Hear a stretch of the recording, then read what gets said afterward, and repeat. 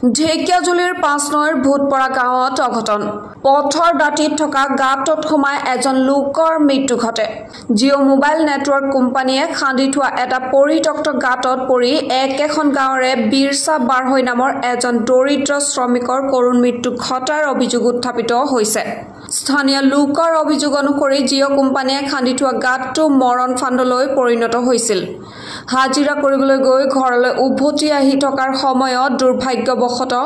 বিৰছা বাৰহৈ নামৰ লোকজন গাঁতটোত পৰি যায় আৰু লোকজনে কৰুণ মৃত্যু সাৱটি লয় জিলা প্ৰশাসনক নেটৱৰ্ক কোম্পানীৰ বিৰুদ্ধে বিহিত ব্যৱস্থা ল'বলৈ ৰাইজে দাবী জনাইছে এইটো কি হ'ল কালি হি কাম কৰিব গৈছিলে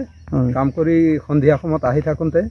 ইয়াতে পৰিছে চাগে আৰু ইয়াত ডাঙৰ ডাঙৰ গাড়ীবিলাক চলি থাকে আৰু ৰাস্তাখনত জিঅ' তাৰ গাঁতটো সিহঁতে মানে জিঅ' তাৰৰ গাঁত জিঅ' টেলিফোন লাইনৰ ন হয় ৫ নৈ নেপালী এখন গাঁৱৰে মানে